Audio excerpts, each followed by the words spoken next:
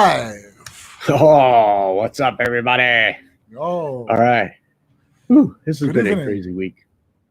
It was. It's been a crazy week for me. I know that. It was for me. How about too. everybody else? So today we're going to discuss something that a lot of beginners have asked questions about, and that's this histogram. What is it?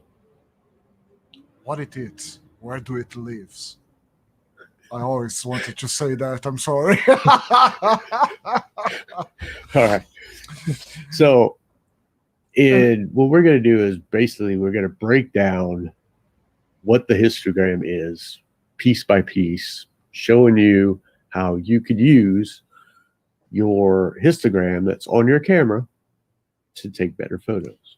And we have a surprise for you at the end of the live, so don't go anywhere. Stay there. Watch the whole live.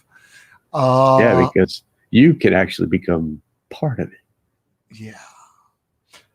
I don't know you, but at least for me, was one of the concepts that it took me more time to learn is how to use my histogram. I'm still learning it. I'm still trying to figure out some things. And I guess everybody has this kind of, because it's not a easy tool to read, you know? Yeah. No, I know. And when I first started, I never even used it because I didn't know what it was. But that was a long time ago, and we didn't even have histograms to give us a little idea of where we're at. You know, in film days, you had to use a light meter. And today, no more light meter. This one? Yeah, that one. Can I throw in the garbage? Or not throw it because it's too expensive? No, you don't have a gray card yet. So, yeah, that little thing can help. So, we're going to touch on all the points, and let's get started. And this time, we are using finally the new tech that didn't work last week. So if you notice anything different, just tell us, okay? So let's go to the presentation. Just give me 1 minute. Yes, we prepare a presentation for you. And here it is. All right.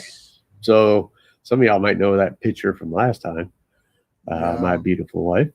And we're going to talk about the histogram. So let's go ahead to that.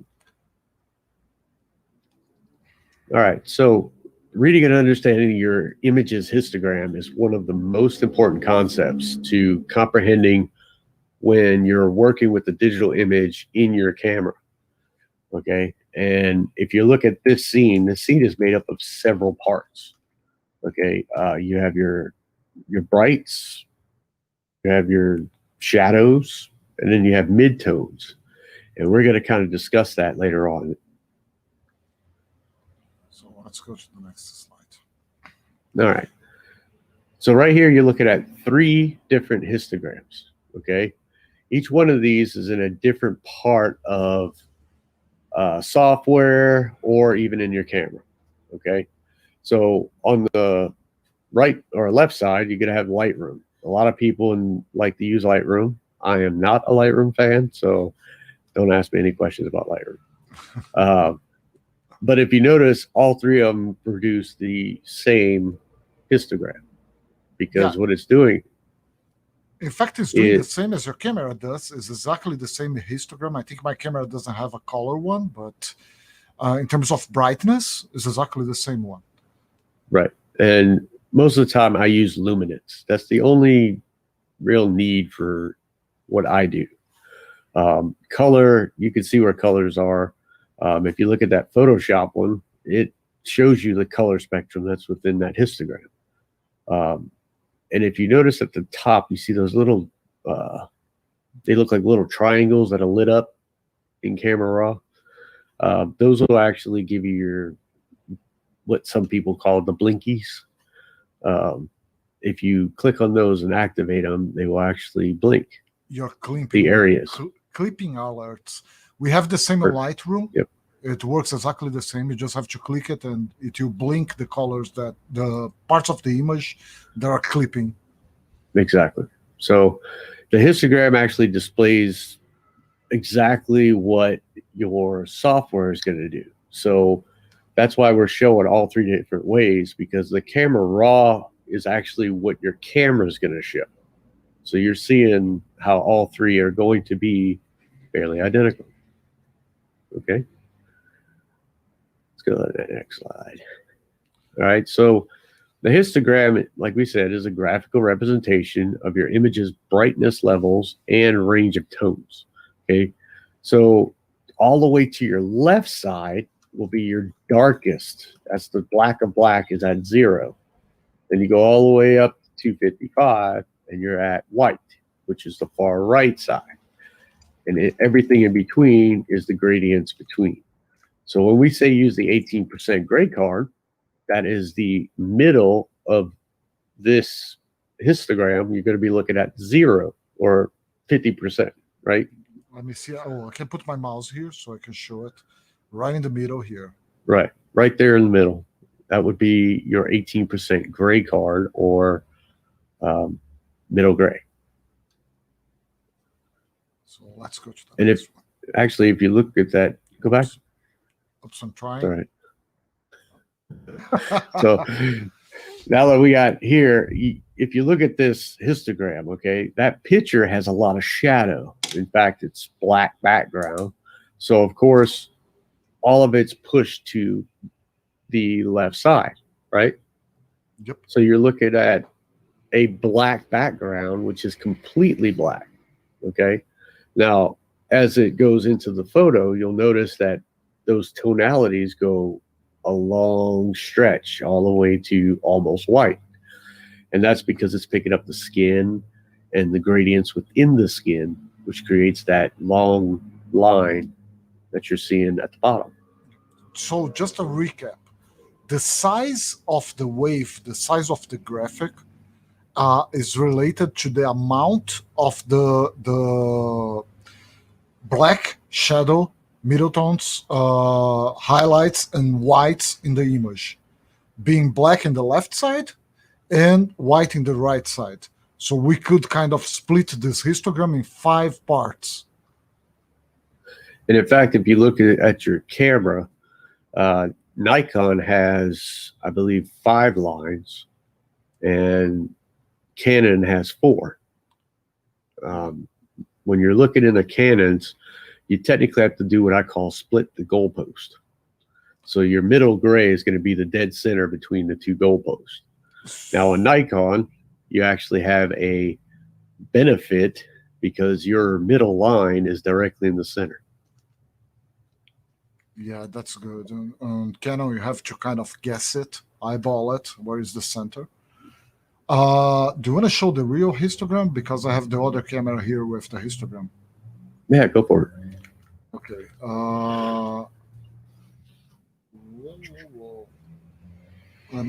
Just keep talking to the next slide. I'll just make a quick fix here. Yeah. So what he's going to show you is basically the histogram that's for a Canon camera. And once we drop over, if y'all have any questions, please feel free to ask at any time. I just need to put your audio here, but because I didn't prepare the scene for us to go live. No, it's fine. We'll just keep going then.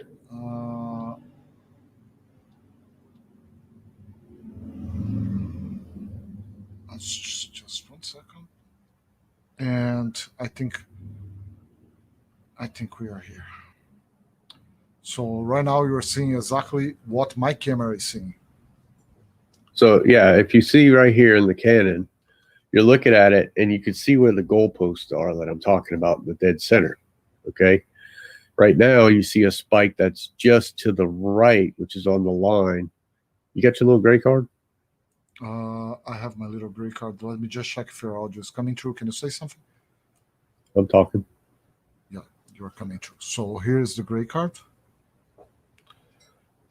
So looking at that little bitty bump down there, if you look at it, because it's a small gray card, you got more color and more picture around it. This is why we always say zoom into your gray card so you get a spike. But you can see the spike, right? It's bouncing left and right. There you go. Well, splitting that goalpost would be right. Keep going. Keep going. Right there. Right there. That's your center. So Now, mind you, he's moving it around because he has to in order to get the spike to move. But that is what you're looking for, is a center of that goalpost. Yeah, Now, if we had a bigger one, or if I was able to bring it near to the camera without yep, there you losing go. the light, it would be Right. much easier for us to see it. See? Now you can see it. And that's why I say fill it. Because when you fill your viewfinder with the gray card, you'll see how it does a large spike, and you can see dead center where it's going to be. Now that center part is going to be the right side of that spike. So this is the most accurate way and the most easiest way to, I'm talking to that camera, to find the correct exposure. Let me just come back to the other scene where we have Rome here. Okay, we are back. So, no, we are not. Now we are. Yeah, we are. So this is the easiest way to find your correct exposure using a tool that is in your camera. Now this is finding your exposure with lights. I want to make sure that's clear. This isn't finding your exposure in your camera. So now we're looking at, these are the different areas, okay? You have 2 stops under. If you look at that, you can see the whites are completely pushed away. Okay, it's a good, looks like 2 stops off of off of white. And when you're looking at it, you can see how it makes a U. So you got your blacks are black, really black. Okay, they're totally clipped. Then you have your whites are pushed in by roughly 2 stops. And then the next picture, you're now 1 stop under. And if you look at the whites, they're not quite touching the white. They're actually off, I mean, it's 1 stop off. So you're looking at a space from the edge of it, and it's moving in. Now, I'm a big believer that you should never have perfect white except for an all white background. So when you're looking at this, this is a white background. So of course you're going to have a complete white. Okay. Now with the zeroed out, when it's actually at the correct exposure, if you notice she's wearing black, which this black here, if you look, it's actually it's just off of the edge of the black. No, I'm talking about in the histogram. Yeah. So it's not all the way black. It's like, what is it, 2? I think that's where you're at. Yeah, I think it is. Yeah. So, I mean, it's very close to the edge, but it's not actually touching the edge. Okay. Because there is no such thing as true black unless you're using, some secret governmental black paint. And, we are talking about this week. There is a paint that will make complete black. Then yes, it's going to be at that edge. But yeah. And yes, it's not for sale. And everything else is never a true black. Okay, unless you got a black background, you want to make it black, then you're going to have that line to the edge. All right, but in this case, the whites are white, the blacks are black. Okay, but it's in the correct tonality. One thing to say here is that was another thing that was pretty hard for me to put it in my mind, that if you fix or the white, if you put the white on point, or the black on point, or the grays on point, everything else is going to fall into place. You don't need to worry about it. So if you gray card it and your gray card is correctly exposed, all the image will be correct. Right. And that's another big point, is that with lights, you are not doing it by the camera's meter. Just want to let you know. Okay. The camera's meter is for the background. Think of it that way. All right. Mm-hmm. You want roughly 1.5 stops to 2 stops down in your background. So when you're Okay. looking in your meter, Now Well- we are talking about flash. Yep. Okay. right now we're talking about flash. Okay. So when you're metering, you're not going to have that spike in the center when you're metering. So don't think that that spike's coming in your meter at 0, because that's not how it works. You actually want to meter through your camera the background, get it to whatever you want it to be. I mean, it could be 1 stop, could be 0 stops, could be +1 stops, whatever. Yeah. Now is that thing we talk about in the lighting. There is the exposure for flash, the exposure diamond, where we can just change the ambient in one of the corners and the flash in the other one. So you're gonna use the meter to take a reading of your background and put it where you want. And then you're gonna take, when Romy gonna say it, you're gonna take a picture with the gray card to set up your exposure for the flash. But the power of the flash. Yeah. So, and that's how you get the spike. So I've seen a bunch of people asking questions about, why is my spike center, but my picture's still not right? Well, it's because you tried to do it with your meter, and it's not the same thing. I mean, it is if you're doing it all constant light. Yes, that will work because your metering is still doing your 18% gray. But when you're doing an outside picture and you're using strobe, it becomes a whole different ballgame. Okay. Mostly because you cannot even see the spike in the histogram or the meter because the flash is too fast. So there's no point on it. You have to take the picture and see the histogram after taking the picture. Right. And that's how you adjust that power. For those that are doing constant light or no lights at all and just doing ambient light, then yes, a gray card will get you to that center gray. And the problem is if your background is too bright, you're going to have a really bright background. Yep. So just keep that in mind.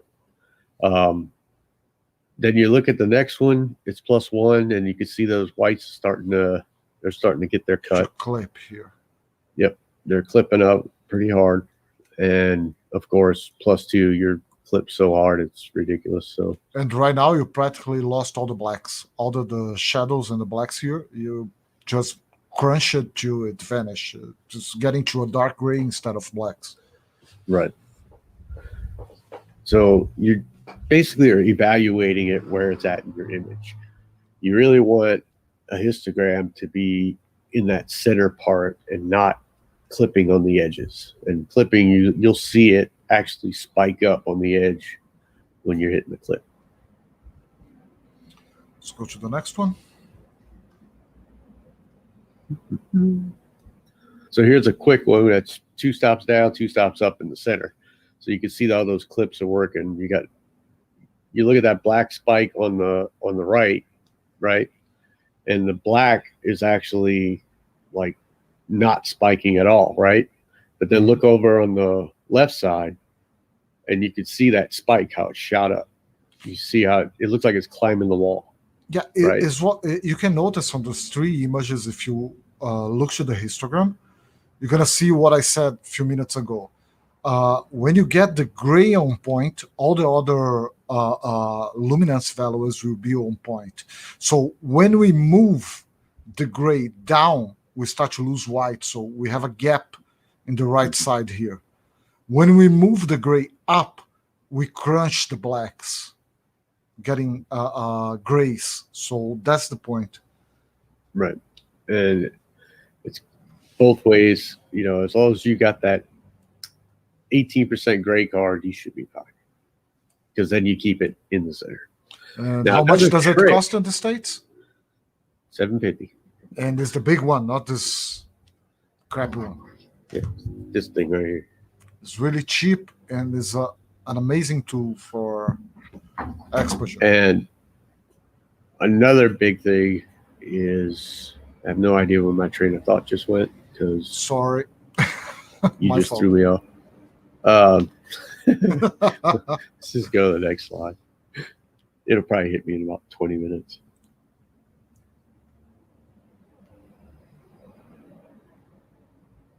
Anyway, so this is the Lightroom histogram. So you can see there are those triangles here for clipping. So if you turn it on, it's going to show where it's clipping. And as a Canon camera is splitting 4 columns, so you're going to have to eyeball. In fact, the center is marked here. Yeah, that's because it's in Lightroom. So let's go to the next one. All right, so here's what we were talking about as far as, your clips. So your histogram with that spike on that far left will indicate that your shadow has now clipped, okay, which means it is completely zero and it is pure black. You have no detail whatsoever in that black, okay? You don't want that. You always want to have some type of detail inside the blacks, okay?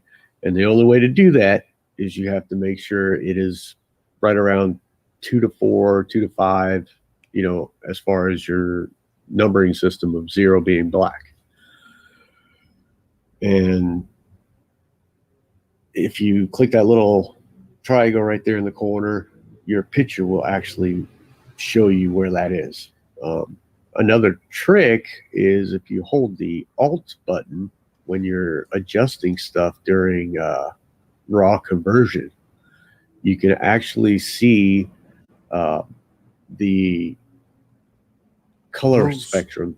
When it starts to come in, you'll start to see your clip real easy. It will be blues for blacks and red for whites when you do that. So next one here. All right. So now go ahead. Now we're gonna talk about the white clipping. There's the opposite of it. Right. So now we're talking about whites. So on the whites is the complete opposite effect. So now you have the problem of it climbing up the right wall and not the left wall. Okay. And when it climbs up the right wall, these are like your highlighted areas. If you have a white background like this one, I know it's kind of hard to see the difference, but a white background is actually going to give you that white spike because you want white, right? Well, the highlights that are in the face, the highlights that are, all over the body, if you're doing full body shots, if it's too white, it's going to spike it on that right side. So you're not going to see a pull away. Whereas in this one, if you look at it, you can actually see there's a slight pull away coming from the edge at the top corner. But that is only because she's not completely white. Yeah, but you can already see how bad it is. Like all the blacks in the boots are turning to grays on the highlights. Right. It's kind of like having light wash is what I call it. Yeah, it is. Yeah. All right, so now here's a perfectly exposed picture. And the thing is you're seeing now the shadows, the midtones, and your highlights. So when you're looking at this picture, you can see those shadows are darker, but they still have texture in them. You can still see what's there. They're not black, right?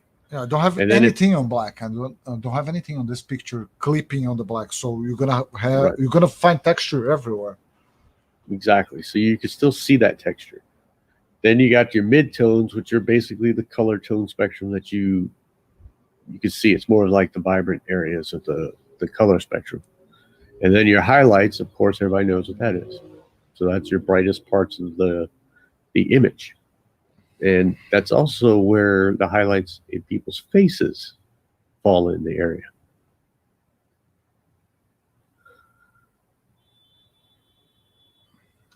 All right, so now we're looking at a high key image. Okay, so this was shot out there in Tennessee when it was snowing.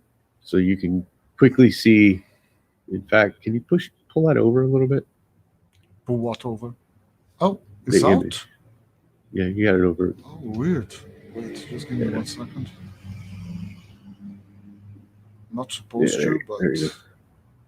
No, I just wanted them to see what I was talking about. When, even though it's white, do you see how it comes off the edge? It's not actually on the wall because snow is not pure white. Snow is actually a lighter, really light shade of blue almost. Yeah, and if you turn it to pure white, and you can do it on camera, you're gonna lose all the small details on it because there are shadows in between it. If you see there is a shadow here, there is a shadow here. If you start to push it, you're gonna just vanish.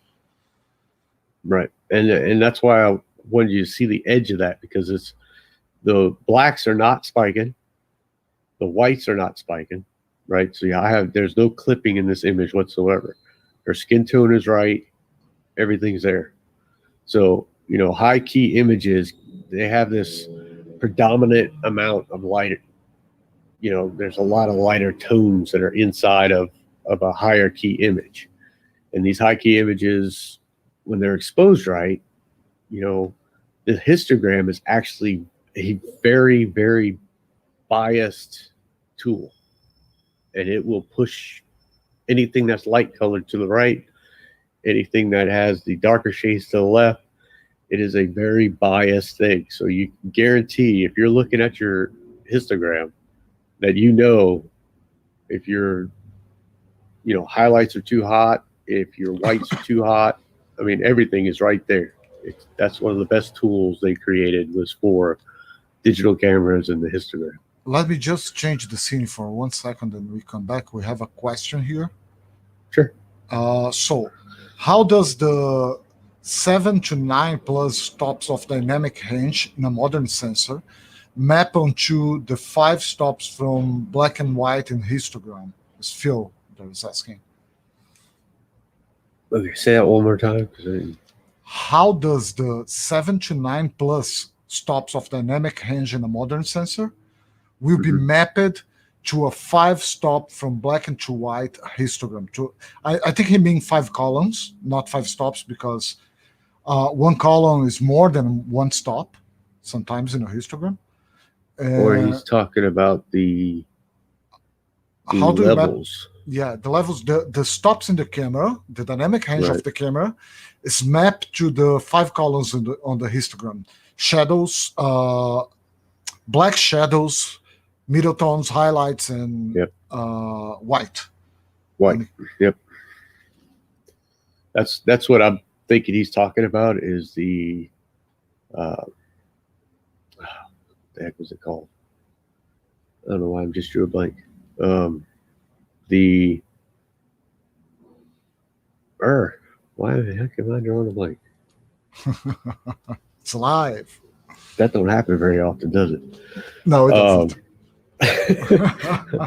But I get what you're saying, and the way it relates is, like he said, each section has its own tonalities. So you're gonna have your 7 shades, and basically each column is going to be a shade.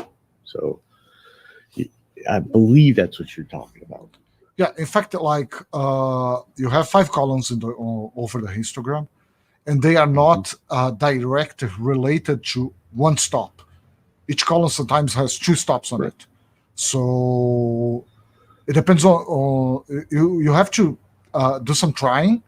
But on my camera, like, I can do 2 stops per column in one of my cameras.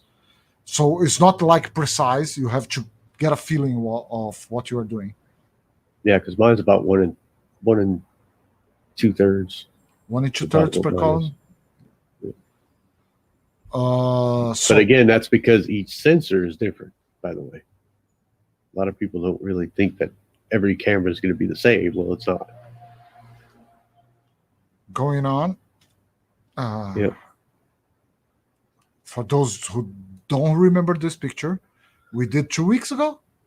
Hey, you made a typo error. 2 weeks ago, a typo error, and I will leave it. Loki. I will leave it on the card. So if you want to watch it, Rome shoot this picture live, and it's an amazing picture.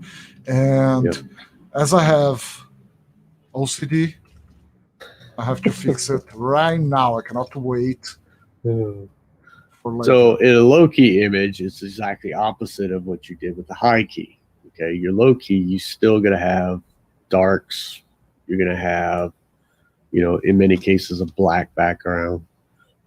Like in this case, there is black back there, so you're looking at some black.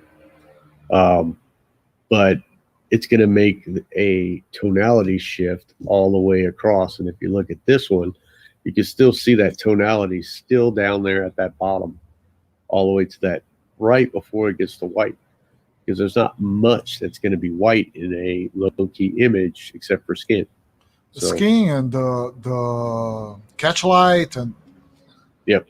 I mean, just small parts. The eyes. If she was smiling with her teeth, you'd see her teeth, and that would be more in the white range.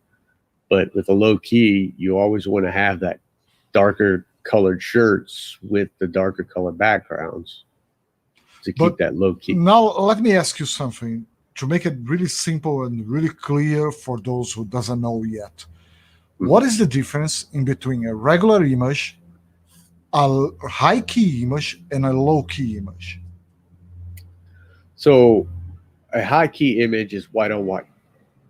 If you have anything that is in that is black, if you have anything with browns or anything, it is no longer a high key. So really this image here is not true high key.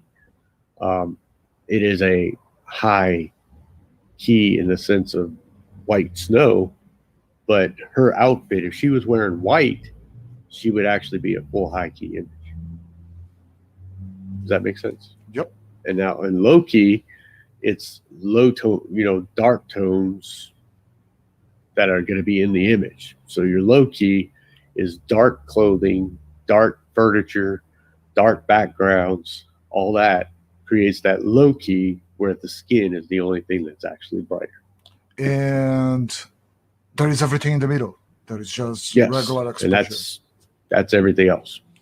So, you see a lot of beginners saying, I'm doing low key, and then shoot her with a white t-shirt. Could be worse, could be a white background. Well, now, another question, as we are just talking. Tell me something. Yeah. What do you prefer? Me? Yeah. I like low-key. I've always been a low-key guy. And, I mean, it depends on what it is. I mean, if I have a ballerina, right, I like to put ballerinas on dark, and I like to put them on light. It just depends on what they're wearing. I saw some of yours on dark. Yeah, that's what I'm saying. So, I mean, it depends on what they're wearing, what mood they're trying to do. I do a lot of commercial stuff. So my stuff is for the client itself, and it's not so much for my own personal art history. But I'll look at, if the client's looking for something for their mailers and stuff, and you want to put more focus on the person, then yes, I'm going to put a darker image. If I wanted to have a feeling of being happy and light, I'll switch it over into a lighter background. So it's all about feeling. It's all about the mood that you want in that photo. Yeah, I mostly go with low key because I just learned a taste for the shadows. So I like the fall off.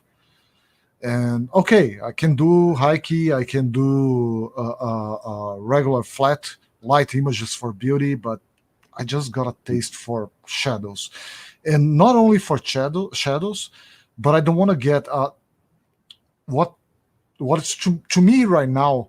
One thing that is pretty exciting is to try to control the shadows so they don't get too dense, they don't get too dark. So I'm going for that kind of look now, a more low-key look, but controlling the shadows. Right. Like taking a glass and putting it in front of black. Let's not talk about this now. We're going to talk about this soon. Right? That's a cool thing. That's a cool thing. But soon. Or you can. Okay. You want to do it now? Nah, we're good. We'll do it later. Okay. So let's keep going on. If everybody's wondering, we're going to actually do a competition. No, don't say that. Don't screw me up. All right. So your total range, like I was saying, can be evaluated with the histogram. Okay. Your total total histogram will show where the range of tones are. So a lot of like a flat image or something like that is going to have a more wide range of tone. Like in this image here, you can see there's everything from browns to blues to reds to yellows to skin tone to darks to lights. So you're going to get this wide range, and you can see the tonality is a lot deeper into the total range. So, but if you notice, the whites are still not clipped, and Nope. neither is the black. And one thing to notice here is that now we are talking about tonal range, we are talking about colors. Can you see the blue sky and the histogram? I can. All in the left side there, the science, all the people, not just you, but anyway, you can see the dark patches of blue, you can see the science, you can see the sun. Now this is Lightroom, right? Yeah, it's Lightroom. Yeah. So in Lightroom, you're going to see the grays, which is your luminosity, and then you're also seeing your color tonalities, which is the color. So that's kind of why you're seeing a gray in front of them, is you're seeing luminosity in front of them. I personally doesn't use the color ones. I know how they work, but I think the luminosity is just enough for me. Right. Yeah, I only use luminosity because a trick that you could do when you're shooting is shoot in RAW and switch your view, the image preview, to black and white. To black and white. Well, it's mono. And when you do that, you're not paying attention to color, which is, if you look at this, you see all the colors, and those colors will throw you off every time. And it's the same thing with your eye. When you're looking, colors can throw you off when it comes to luminosity. So doing it with a monochrome view, you could actually see the tonalities, and it makes it a lot prettier picture. It makes much more easier to see the light, what is hitting, where is shining, where is not, at least for me. That's because you see the luminosity. And here's a contrast. By the way, nice picture. Oh, thanks. So now we're talking about contrast. Okay, contrast. The images can be evaluated with the histogram, because the histogram actually indicates the lowest contrast and in the image with not too many pure blacks or pure whites. So in looking at this, the contrast spikes are your contrast. So from the bottom base is like having a bright area, right? So you're filling up the cups. Yep. When you're looking at each spike, and keeping them off those edges will create the perfect contrast, because you're not too white and you're not too black. So when you're looking at it, it's going to allow all the little buckets to fill to the proper levels in black and white. Yeah, and just talking about what I just said, this is a black and white picture. The contrast is a bit lower, but you can see pretty easy the light falling here, the light falling here, all those highlights in the face of each one of them. You can just look to the picture and you see it. If there was color there, it would be a bit confusing. It would be a bit overwhelming. It would be a lot confusing, because I remember his flower was like a hot pink. It was, yeah. So, you could see tonality falls when you create those edges and keeping them within the tonality range. All right, so now there's no right or wrong histogram, because every image can contain different tonal variations and contrast. So again, in this, when I'm talking about everything has this little buckets that fill up, right? Because each color has multiple shades within that color. Okay, so if you're looking at this, each one is a color, and it's going to fill up a bucket. Okay, so in this one, you got greens, you got blues, you got skin tone red, you got orange, you got, I mean, basically every color. You have yellow, you And have magenta, you have yeah, everything. and that's why when you're looking at this tonality range, you're looking at it almost going straight across, because it's got everything at almost the same level. And if you notice, it's just off of the right edge and it's just off of the left edge. You're only probably 248 on the right, and then you're like 2 or 3 on the left. Oh, by the That way, way- we just jump at that information that it comes from 0 to 255. So Well, I said it in the beginning. you said it? Yeah. Okay. But yeah, your whole range is the range of colors, range of luminosity, which is 0 to 255. Nothing in the world, except for this paint that we found, is ever true black or true white. There's nothing. Okay. You look at anything that they say is white, it's actually not true white. Everything is off by about 2 to 3 from 255. So just keep that in mind. Even when you're editing, you can do the same thing. So there is no right and wrong. So Let's understanding your relax. subject's tonality as it relates to the histogram is paramount when evaluating your image.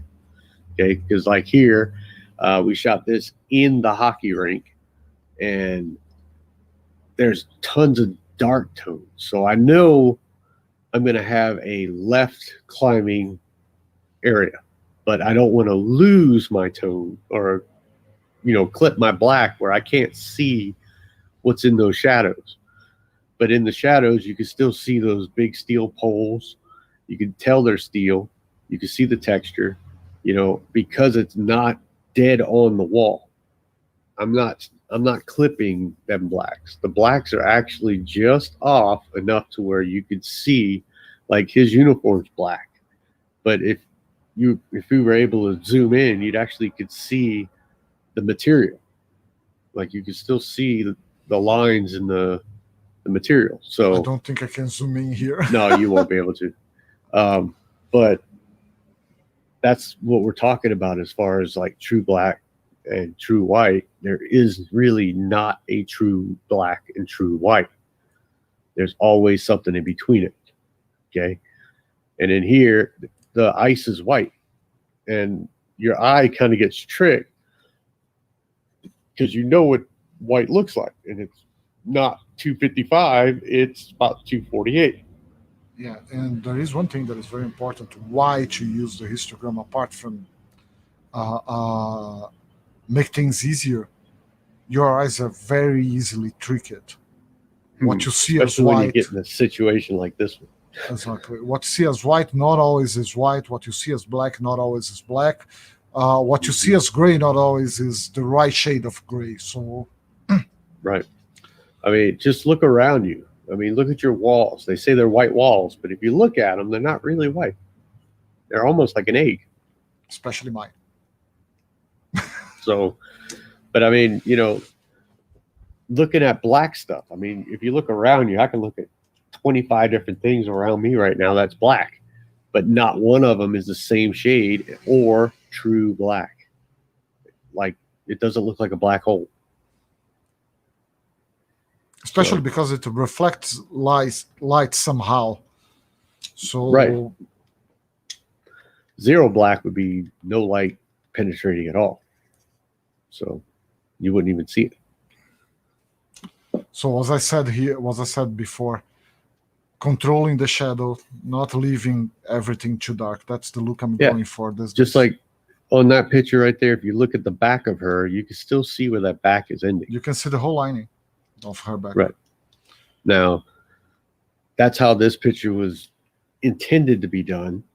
But I mean, it's very easy. You can add a kicker, and you could actually give a little bit of a rim light on that side. Yeah. That would pop her out, but it wouldn't look natural. And The I like fir- the way he did it. the first shot I did with this was without a fill. There is a fill coming from below. And the first shot I did was without it. I looked to the back of the camera and everything was pitch black. Not really pitch black, but was really dark. So I Right. just added another soft box under it to kind of fill in a bit so we can see the lines. No, that's a good job. Thank you. So, anybody have any questions on histograms? Now's the time to ask us, Let me come back to the because that is basically all you really need to know about histograms. So, and honestly, guys, I'm not ashamed to tell you this. Till a few months ago, before I really met Rome, I was making my life through this, and Rome knows that I was using this stuff like a lot. I told him the batteries are like dead. forever. Batteries are dead, and I don't plan to buy any batteries. I'm using just this. So the Well, he's going to histogram, get a bigger one. I will. When they get cheaper in Brazil. When I stop to pay for 10,000 more for that stuff. Anyway, even with a small one, it's a bit of hard to use because you have to really feel the frame. It's so much precise than using a light meter. And it does. And I actually proved it to him because I had him use the gray card and I had him then test it with the meter once he had it on point, and it was off. By 2/3, it was off. Let's be honest. But the first aperture was on point. As soon as we changed the aperture, was 2/3 off. Exactly. So, meters need calibrations, but meters cannot get a perfect calibration on every setting. It just can't. And I've not seen one yet. I mean, if somebody says they have one, it'd be great to see. And honestly, this one is not a cheap one. Even at States, this one is kind of expensive. It's like a Seikonic L478D. I mean, don't get me wrong. I got like 5 of them. Guess where they sit? Up there on my wall. They collect dust. I mean, I don't use them because I don't need them. Questions. And while we wait for questions, don't you want to tell what the deal is? Because we are so excited since the beginning. So last week, Alex decided to challenge me. What? Don't lie. He says he wants to challenge me on something that is hard to do. So next week we're going to show, and you guys can tell us who won. But we're going to take a wine glass, okay? And we're going to take the wine glass. There you go, wine glass. And it has to be on an all-white background, and it has to be on an all-black background. And we're going to bring the histogram too. You got to use everything for that. So, so when you're shooting glass, it's about getting the edges of the glass. Now, what we would like is to see if some of you want to join in on the fun and try. I'd love to see what you guys can do. Okay, let me put it this way. In the other show, in the Brazilian show, we have this thing called Photo Squad Challenge. And we always put ourselves to new situations. This is not new for Rome, okay? He is not new for him. He knows how to do it. I don't. But anyway. In fact, I did it in 10 minutes. Don't go that way. Anyway, and we decided to bring this concept here and extend to you. We want you to join us and take this week. It doesn't need to be a wine glass. If you don't have a wine glass, it can be any kind of glass. Yeah, you just have to, the rules are simple. You have to do it alone, as usual. And you have to take a picture with a white background, a full white background, and a full black background. And we're gonna bring our results here, and we want to see your pictures. And you guys gonna vote. I hope you guys gonna vote who is the winner, and I hope I will win this one because I'm tired of losing it. Dream on, bro. I'm a competitive son of a gun, dude. But I'm just saying, we want you guys to get involved. We want you to try to shoot this because one, glass in front of white and glass in front of black is extremely difficult. You really have to learn your angle of light. You have to be able to get that rim of the glass perfect. And then you have to be able to see that top lip. So you're going to be able to see it's a glass, but because it's clear glass, you're looking at a black background. So in the glass is black. So the key is you have to get that rim all the way around that glass to make it look like it's the glass. Any type of light, Brian, as long as you can make the background white or black. And Philip, I know you have enough speed lights to do this, so I'm waiting for your picture, okay? And honestly, you don't even need speed lights. No. You can do it with a window light. You can do it with any light. I mean, honestly, it could be done in all light. In fact, I'll probably do it 2 different lights just to see. And so the rules are you do alone, you do a white background, you do a black background, and you post at our hashtag on Instagram. For the talk show, is it? Is that correct? Or is just for the talk? Just put hashtag photo talk competition. Photo talk competition? Okay, so let me put Sounds a banner fun to here. me. Let me put a banner here. Create a banner. So that's the whole idea. Okay. One, it's going to get you to not look at color. This is one of the key points, is that it's not looking at color. And 2 is to get your exposure on point. Because if your exposure is on point, you will be able to achieve this. Yeah. If your exposure is not, it's going to disappear. Remember what I said. If you put your gray in the middle, everything else will fall on place. But there is a light position too. There you go. Yeah. I was going to say, you got light positions, so don't put that light directly in front. Ain't going to work. The deal is to make you guys take the camera out of the cabinet, out of the shelf, and use it. The bag. And learn a new skill if you don't already know how to do it. I mean, I know very little amount of people that actually have done this. And we used to do it in college with film. And that was a pain in my butt. But at least now you got digital, so you can actually keep shooting till you get it. But learn what you're doing. So when you're looking at your histogram, when you're looking at, how the light's hitting the glass, it forces you to actually look at the image and look at where light's hitting and notice, are you getting the rim or are you coming around the front? That's the key, is not to hit anywhere behind it, in front of it.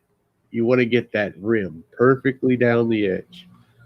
And yes, it's going to take a challenge. And I think everybody that's watching can do it. You just have to pay attention. I didn't try my shot yet, but is it that hard? You'll find out. Anyway, I think we got to the end of this live. Yep. So if you guys like what we're doing, hit like, subscribe. Oh, we forgot that. Ring the little bell. All that good stuff. We're here to help educate you. We're on our own time. We're not getting paid. Do it again. Care. Do the subscribe again. Don't forget to like, subscribe, and ring the little bell. So, and just to remind you, this is our Instagram account. No, this is not. No, This is just that's our who I am. names. It's the wrong We're one. learning Okay. this technology, so bear with us. We're gonna get this thing sooner or later. But if you guys like the show, like the way it's going, if there's anything that you want to put us into or get us to do, let us know. Send us we topics. will- Send on our page for the talk show or over Facebook. Send it Messages. You can just get on Messenger and hit us, or DMs on Instagram. It doesn't matter. Just tell us what you want us to talk about it or to do live for you to see it. Yep, because that's what we're here for. Every Thursday, we are here to help you become better photographers. So I'm Romeo Versace Giovanni. I'm yellow. I am yellow. Was a joke. Yeah, you are. Was a joke. I'm sorry. My name is Alexandre Leitão. And you have been photo talked. That's a new one. Bye-bye. See you next Thursday. Next Thursday.